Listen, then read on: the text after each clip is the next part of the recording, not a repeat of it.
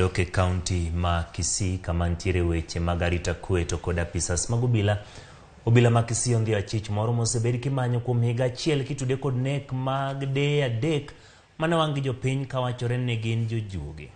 Mana ka jafwambo marwa Kisii lero bila pod dhi nyime kod apedha mar ji 8 ma pod imanyo kitudo kod nek makamano. Ma en Joseph Abuga kalor e gacho kwach kich to kane osemake kod obila kitude kod nek mar mine 4 ma hikgi ohingo 65 e gwenge mamarani kitutu chache North County ma Kisii.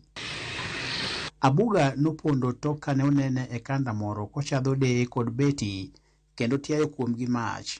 Obila mago kwach kich osebedo ka luwo ndach Abuga ma jahiga 39 kawachore ni ne opondo Nairobi, Kisumu, Busia, Nyamira eka nowinj umbe ni onene dalagi Kisii.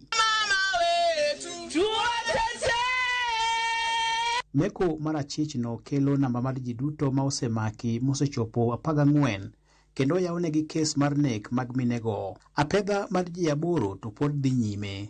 We have some more arrests who are on our note, and we will arrest them as long as when they appear in our area or when we get them there where they are, because some of them have changed now their mobile phones.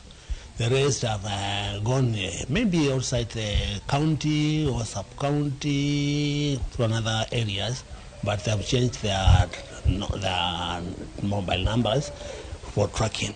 Kilomita 4 kawuok e tesendo bila mamarani, wadado gi Christopher Mayaka kadhi nyime kod tije e dalagi.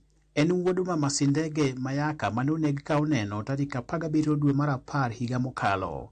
Oleronwa gima noradogo. Kwa nimesimama hapa, mama alikuwa ameniita ije kuongea na yeye vile nitakapompeleka hospitali.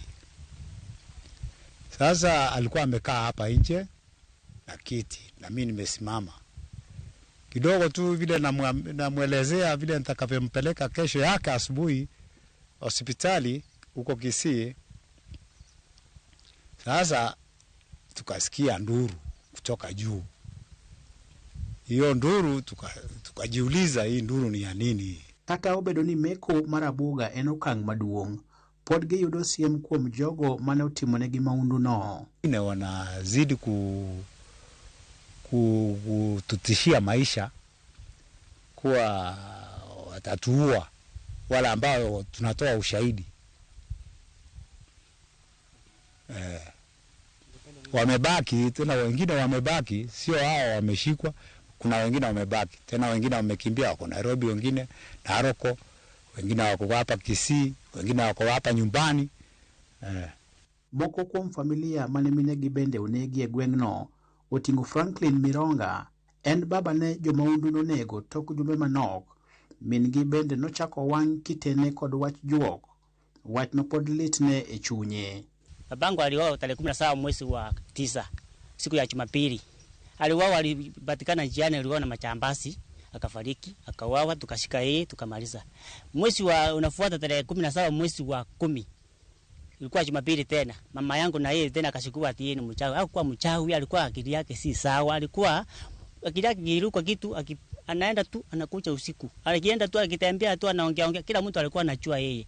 Hata mimi nashangaa mwenye aliua yeye, mwenye alisema ati mtu alitembeshwa na hiyo mtoto ako haya kumzuri. Kwani tangu lini wasimu anakuwa mchawi, analoga mtoto ya mtu alafu anakuja kuchoma? Kwa Biblia inasema namna gani? Delni moko sani odongunda kalure kod midhiero mane weg-gi oneno. Ma en dala mosenindo Sindege Mayaka, achiel kuom mine madongo manowang' ka iwacho ni ne gin jojuogi e gweng'ni mamarani. Kanyaka sani familia mar jogo manowang' jogi medo kwayo sirikal mondo odonjre e wachni mondo mi giyud ratichgi.